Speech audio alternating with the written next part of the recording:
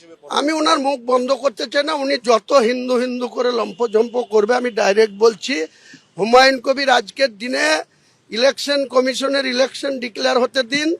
182টা প্রার্থী হুমায়ুন কবির দিবে তার ছোটখাটো রাজনৈতিক দলকে সঙ্গী করে, এবং 100 সিট হুমায়ুন কবির জিতে আসবে।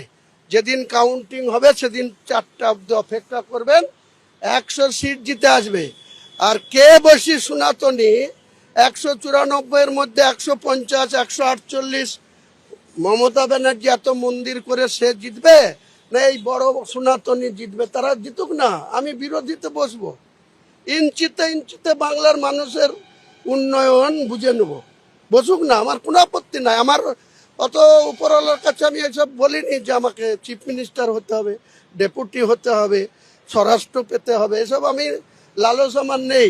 কিন্তু অন্যায়ের বিরুদ্ধে লড়বো, জুয়ুর চুরির বিরুদ্ধে লড়বো, মিথ্যাচারের বিরুদ্ধে লড়বো, তুলাবাজির বিরুদ্ধে লড়বো। তুলাবাজি করে খাওয়া বন্ধ করার জন্য রাজনীতি করবো।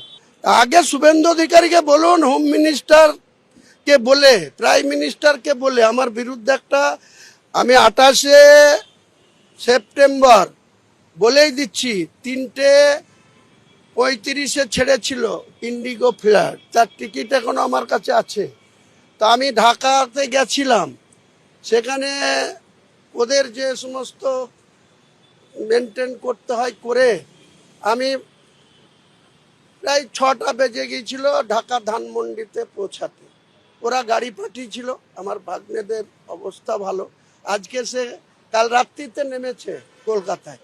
এখনই আমি আপনাদের নামার আগে আমার ফ্ল্যাটের চাবি পাঠালাম, গাড়ি পাঠালাম তাদেরকে, যাতে মার্কিউ স্ট্রিটে রাত্রে যোগাযোগ হয়নি, ওরা এসে আছে হোটেলে, তাদেরকে টেক আপ করে আমার ফ্ল্যাটে। তা শুভেন্দু অধিকারীর বাপের ক্ষমতা আছে এসব আটকাবে আমাকে?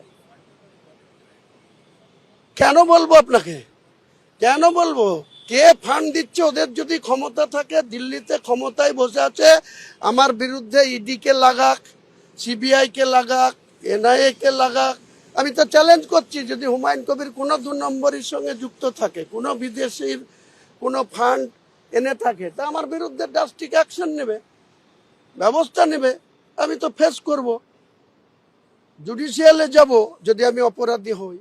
এর আগে সিপিএম 27টা মামলা দিয়েছিল, আমাকে দমাতে পেরেছিল। 81 দিন টানা বহরমপুর সেন্ট্রাল জেলে আটকে রেখেছিল। আমি কি পিছু হটেছিলাম?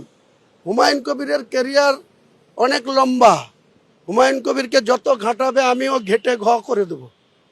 আমি ডাইরেক্ট বলছি, ঘাটুক না, কে কত ঘাটবে।